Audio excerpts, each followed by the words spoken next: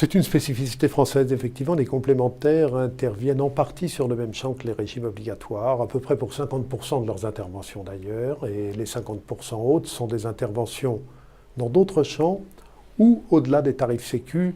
C'est le cas notamment en matière d'optique, où les régimes obligatoires ne remboursent plus que 4% de la dépense, ou en matière de prothèses dentaires, pour prendre les exemples les plus courants. On a encore en France un système dans lequel on n'a pas évolué depuis la définition de la médecine libérale en 1927, où on parlait de 3 libertés cardinales: liberté d'installation, liberté de prescription, liberté d'honoraires. Ce sont 3 libertés qui doivent être organisées, régulées. La liberté d'installation, pourquoi pas, mais est-il logique que la collectivité finance des médecins dans des endroits où il y en a déjà trop, alors qu'à d'autres endroits, il y a de véritables déserts médicaux? Il faut donc... Comment est-ce qu'on peut faire ça? Il faut se mettre autour de la table avec l'ensemble de la profession. On a plutôt régressé sur ce sujet. Au début des années 2000, le Haut Conseil pour l'avenir de l'assurance maladie écrivait, avec l'accord des syndicats médicaux, si les mesures incitatrices ne suffisent pas, il faudra remettre en cause la liberté d'installation. Si je dis ça aujourd'hui face à des médecins, je soulève des levées de boucliers. Mais il faut travailler. Il ne s'agit pas d'obliger les médecins à s'installer à tel ou tel endroit, mais il s'agit tout simplement d'avoir des mesures incitatrices suffisantes. La liberté d'honoraires, c'est pareil.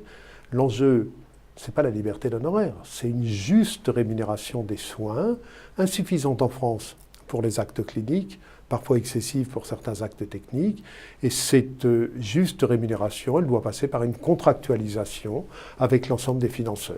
C'est-à-dire vous, en l'occurrence. C'est-à-dire nous, en l'occurrence. Et la liberté de prescription, là aussi, si ça pouvait être concevable à un moment où la médecine ne soignait pas beaucoup, aujourd'hui, en tant que patient, ce qui m'intéresse, c'est que mon médecin respecte les données de la science et les bonnes pratiques pour éviter les pertes de chance. J'ai l'impression qu'on est dans une démarche très pragmatique. Effectivement, nous ne nous illusionnons pas. On sait très bien que jamais le système de santé sera dirigé d'une façon univoque de l'avenue de Ségur ou de la porte de Montreuil, si on pense à la CNAM.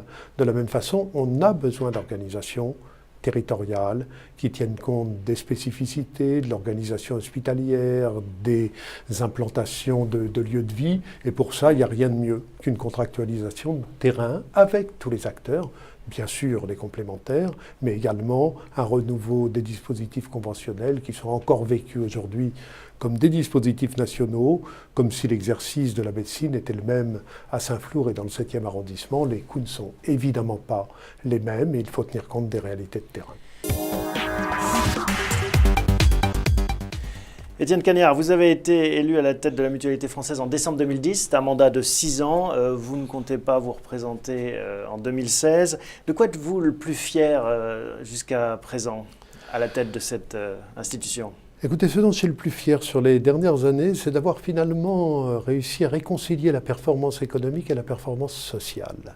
Parce que très souvent, on a l'impression que les mieux-disants sociaux n'ont pas beaucoup de soucis des équilibres économiques et que ceux qui se soucient d'équilibre économique se soucient peu d'intérêt général.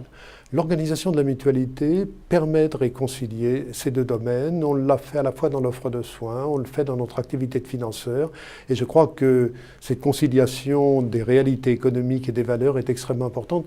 Ça met en jeu d'ailleurs la crédibilité des institutions et de ce point de vue-là, la mutualité a plutôt une bonne image. Essayons de la préserver.